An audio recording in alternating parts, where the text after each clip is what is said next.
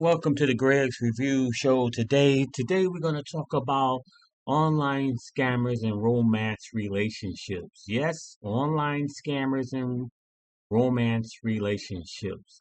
Thumbs up, like and share this video.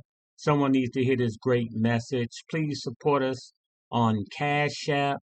That's GRC $mantrap. Any donation would be greatly help us with our channel. All of the money that you give us go back to helping our supporting our community. So without further ado, let's get into it. Let's talk about some of these dating scammers things and what's going on. So let's get into it. Let's talk about this message. Here we go. Troubling trend. Online scammers are luring people with the promise of love and then cleaning out their bank accounts with what seems to be investment advice. And this is not just a few isolated cases. A recent report by the FBI found that victims reported losing $3.3 billion last year. That's more than double the amount reported in 2021. Kevin Collier covers cybersecurity, privacy, and technology policy for NBC News. And he also just recently published original reporting on this issue.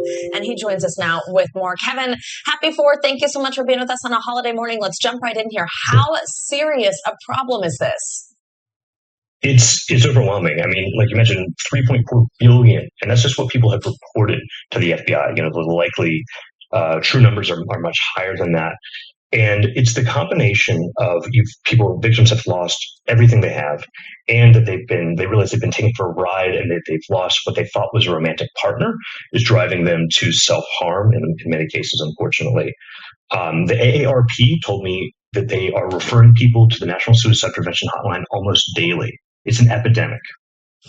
In your story, you also write about, in addition to the aspect of self-harm and some of these just devastating impacts beyond just financial, you also write about the fact that these are getting a lot more complex, harder to spot. I know each is different, but can you walk us through what something like this might kind of typically look like, or some of the hallmarks of these scams? Yeah, it almost sounds a little funny, but it's a combination of, first they have to gain your trust, and often that is like a romantic partner. You start there's an attractive person starts messaging you, wants to switch to Telegram because that's a more unmoderated messaging platform, and then we'll kind of fatten you up for months with just kind of a personal relationship, somebody you talk with every day, often romantic. But then they will casually drop that, I've been making a lot of money investing in these complicated crypto scams. Maybe you didn't get in on Bitcoin early, but you can get in on this. And they will send you an app, and you can watch your money grow. And in many cases, even pull out small amounts. You'll donate $5,000 or invest $5,000, and then you can pull out $7,000. But then once you're kind of hooked, you're investing hundreds of thousands. And then you cannot pull it out. And victims often only realize that they've been had once they've given up absolutely everything, their 401ks, they've taken out loans on their houses, stuff like that. Oh my goodness, just heartbreaking. Those sound like some of the red flags. Tell us if there's anything else specific to be on the lookout for, maybe on the early end. And then what can be done here? I mean, can you call police for help with this? What can law enforcement do to help these victims? Most people probably should call law enforcement, but they should be aware that there are recoveries, but they're rare. There are third-party companies that you can hire to track this down, but most law enforcement I've spoken with say that they don't have any tools we don't have. And often a lot of those companies are also scams. So people will pull out even more money, take more loans out to chase these kind of faulty recovery methods. You can alert the FBI, but a lot of people complain that unless you've lost a substantial amount, the FBI doesn't take up your case, in part because these are so common, they don't have the bandwidth for it. Kevin, fantastic reporting. Really, your article is fantastic. We appreciate you again joining us on a holiday. And because you mentioned that aspect of self-harm, we do want to say if you or anyone you know is struggling, please call or text the Suicide and Crisis Lifeline at 988. Kevin, thanks again. Well, fair use, fair use. Like I said, be careful out there, YouTubers. I thought I'd bring this video to let our YouTubers know that it's crazy out here. You got online scammers out here just taking advantage of our people, and it's real quick. We're going to look at another quick video real fast and see what they're talking about. So without fair use, let's look at this other video real fast. Let's see what they're talking about with this romance game. All right, so listen up. State Farm was trying to charge me $197 for car insurance. No, thank you.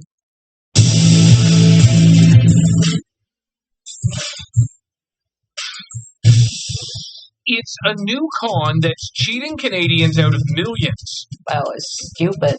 We get into this kind of a scam. Do you think you'll ever recover financially? No. Built on romance, friendship, and cryptocurrency. These scammers, they play on the deepest human emotions. We go overseas to uncover a shocking twist. Some people have used the term cyber slave to describe what you were involved in. Were you ever worried for your life? For real, absolutely. This is your marketplace. We're burning the midnight oil because we are in the middle of what looks to be a scam. Oh, she has sent a couple selfies. This is the first one. A new type of fraud that can start with a random message on social media from someone looking for romance or friendship. So she said this is a beach that she went to over the weekend.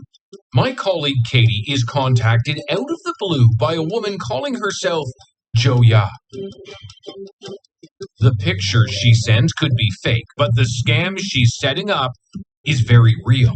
So, couple of weeks, many messages, building this relationship. You're friends with her now. A little bit. Joya says she lives in Singapore, 12 hours ahead of us, and along with shopping, likes to invest in cryptocurrency. Many people are involved in it, making profits every day. Are you saying you made over $20,000 in 24 hours? That does not seem possible. Now she's offering to help us make money too, and wants us to download an app to get it going. Right. Shall we go for it? Let's do it. Right. Our research tells us Joya is likely trying to empty our bank account. So I downloaded the app. Before the night is through, we'll be calling her up and calling her out. Hey, good morning. Mm-hmm. She's responding. But our investigation begins here, in Bangkok, Thailand, with a former scammer we're calling John. He's worried he might be in danger by speaking out, so we've agreed to hide his identity. Did you ever feel bad for the people you were scamming? Of course, I mean, it will be karma, right? Karma will come around to you. Yeah. John worked for criminals who would target vulnerable people, including Canadians. What were they asking you to do?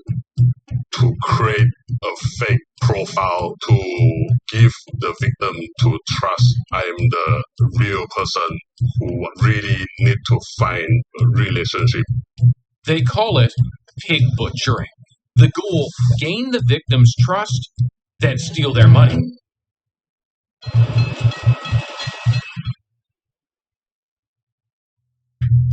It's exactly what happens to Stephanie Lynn of Edmonton. $500,000 US on my life saving. You attempted suicide. Yeah. I feel I love this person a lot and I trusted him and I put all my money into the project that he wants me to do. And I can bear to lose him. For Stephanie, it starts with a message on LinkedIn from a guy using the name Robin Murray. I'm very cautious about these social media things, right? So if someone wanted to be a friend or connection from Facebook or Instagram, I would say what's their motive. This seems like more of a professional connection, though she does find him attractive. What she doesn't know is that his photos are stolen from someone's social media. They move their messaging to WhatsApp and begin to connect. Stephanie is a retail manager in a high-end store. Robin says he's a marketing manager for a major airline. These early contacts are exciting. I had never had someone call me honey, baby, that kind of stuff, right?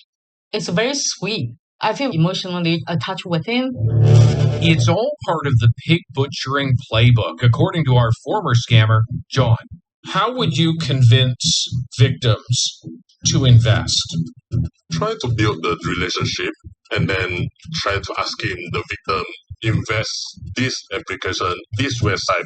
It's known as fattening the pig. Scammers build trust, then encourage small investments in cryptocurrency to make the victim think they've made easy money. So he asked me to invest, right? And I say that I don't believe this kind of the investment because I heard a lot the story. And he said, you don't trust my love, okay? I'm very disappointed in you, blah, He's blah, playing blah. on your emotions. Yeah. So Robin shares this video, claiming it's where he and his colleagues make their millions with precisely timed transactions on crypto markets. Stephanie is soon cashing in RRSPs, converting dollars to Bitcoin as instructed, watching her money grow on crypto platforms that she has no idea are fake, set up, and run by the scammers. Why did no one tell Michigan drivers about this new rule? If you are currently insured, drive less than 50. It looks on this platform like you're making money. Yeah. At first, That's $10,000. She says you can earn about 120 to 150 US dollars a day. Before we do, we ask for a video call. Instead, Joe Ya responds with a voice message. Of course, we can talk on the phone at any time. But when we do call, there's no answer.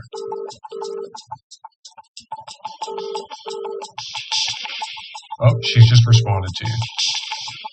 This confuses me because I've called you a few times. Could it be because of the network? She clearly doesn't want to talk, and we really don't want to give her the money.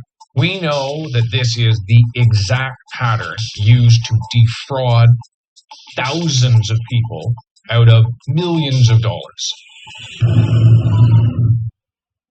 People like Peter, also in Edmonton, is packing up memories and his mother's belongings.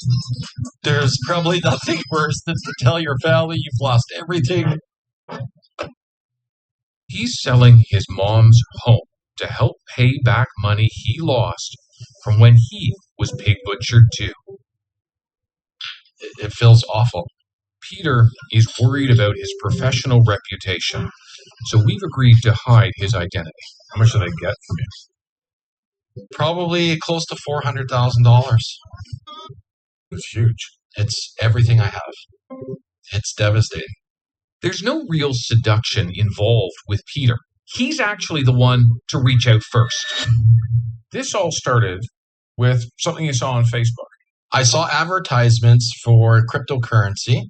It was in a time where I was just trying it out. I was very new and I needed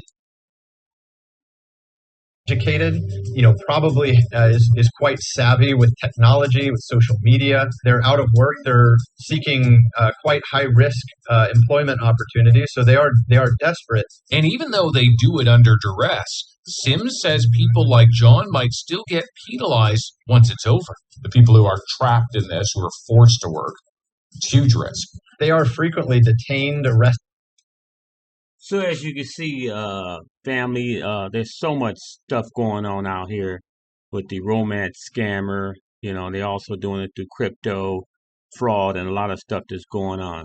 So I just want you guys to be very careful out here. When you get on these dating sites, be very careful who you talk to, who you send money to. Never send any kind of money. Be very skeptical of what's going on out here.